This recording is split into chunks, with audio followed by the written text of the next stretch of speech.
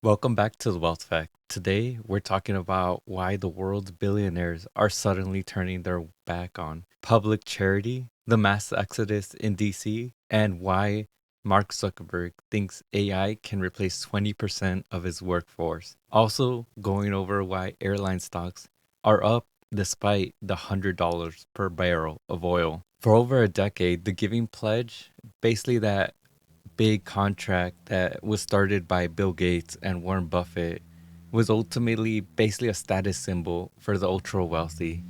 If you had like 10 figures to your name, you basically signed the paper and promised to give away at least half of your fortune and join the big exclusive club of looking good for the public eye. But in 2026, people have stopped signing up for this pledge. From 2010 to 2015, 113 families signed on. From 2015 to 2020, 72 families. From 2020 to 2025, it went down to 43. And in 2024 alone, they only had 4 people signed up, which is pretty crazy. So why are the wealthy suddenly stopping with this sign up? It isn't necessary that they're becoming these hoarders of their money. They've actually started to change the way they want to give back. The person who's been pretty vocal about it is Peter Thiel, reportedly giving the Giving Pledge basically a fake boomer type of club for the wealthy and actively encourages people to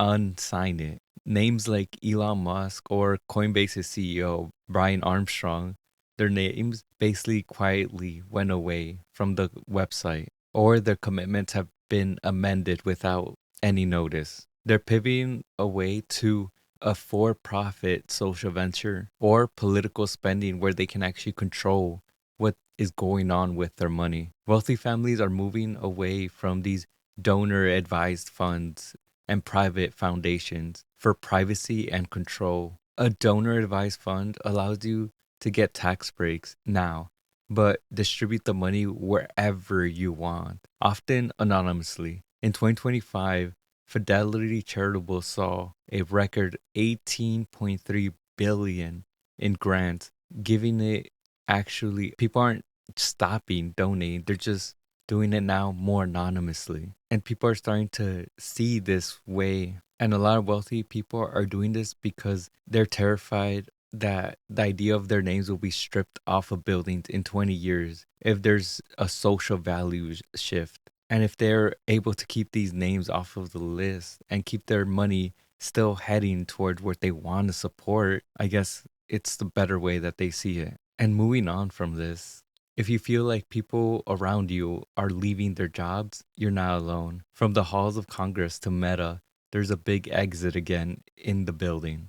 There are 55 lawmakers who have already announced that they're not coming back for the 2026 midterms, which is a record breaking number. We're talking about 10% of the entire Congress. And it's not just like retirements like Nancy Pelosi or Mitch McConaughey who are finally leaving it. It's a huge chunk of these people are actually repositioning themselves. We have 15 House members going to run for governors, and 13 are jumping to the state Senate. And they're leaving, a lot of them are leaving, citing that there's a toxic work environment and redistricting.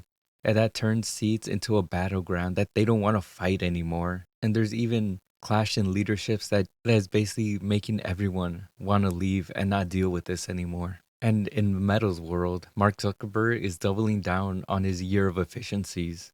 But this time, he's going towards AI. Reports just hit that Meta is planning to slash another 20% of its workforce, roughly 16,000 employees. And it isn't just about saving money, it's about paying for $600 billion worth of AI infrastructure. Because they say a single talented person using AI now can do what is required from an entire team, while the government, on the other hand, is at its smallest workforce since 1966. The government has been desperately trying to hire and fill the gap that's been left by from 300 government departures last year. But the problem is who actually wants these jobs, because these shutdown cycles have basically discouraged anyone from signing up. There have been massive 43-day shutdowns in 2026 already. and there's already still threats of more along the way,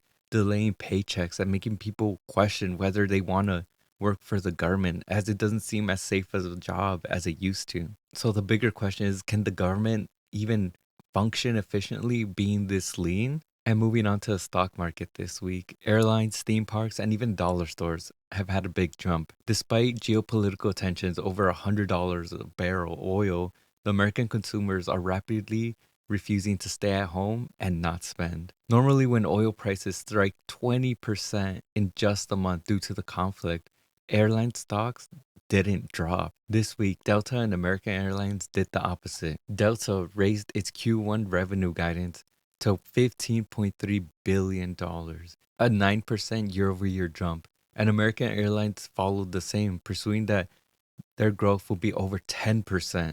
Delta CEO said that it recently had 8 out of the 10 highest sales dates in its entire history. Travelers are simply taking the massive price hikes and going with it. The market realized that as long as 95% of the plane is filled, airlines can still pass the rest of the fuel costs onto the consumers that are actually buying these flights. And on the other hand, Six Flags also jumped nearly 20% on Tuesday because of Jaina Partners, the activist hedge fund, sent a letter to the board that they've grabbed a 9% stake and are demanding the company explore a sale and a replacement of the entire board share. This comes months after the Cedar Fair merger. The hedge fund's argument is that the company is grossly undervalued and is suffering from board dysfunction. And even Dollar Tree shares jumped up 6% after beating earnings. In Q4, they hit $2.56 per share, basically crushing estimates with a total sales of $5.45 billion. This is because of a trade down effect. Dollar Tree is reporting a massive surge in high income households for spending essentials. People who used to shop at Target or Whole Foods are now looking to hit deals on these dollar stores. They are officially dumping the Family Dollar brand, which was a devastating underperformer in their portfolio. And they're opening 400 new Dollar Trees this year, which feature more items that are priced along lines of $3 to $5. And finally, the Federal Reserve. They've had their March meeting this week, and it's basically what everyone expected. Interest rates stayed the same, and the target remained 3.5 to 3.75. It was an 11 to 1 vote, and they've had a few things to consider. The first one being the Iran conflict, and this Middle Eastern conflict has led oil prices to skyrocket and increase in volatility.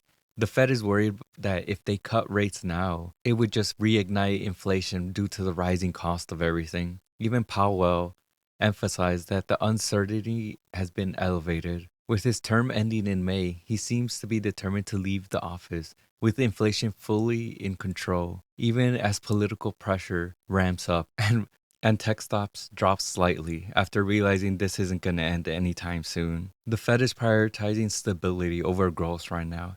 They aren't really sure about how this domestic economy is going to work in this conflict as we see global tensions start to rise again. And we've covered everything today, from the Fed holding the interest line to the changing workforce to theme parks to dollar stores. And the theme is basically everyone's pretty much panicking and things aren't going as well as most people expect it to be. But it does come with a lot of surprises in different sectors. So thank you for listening. Until next time.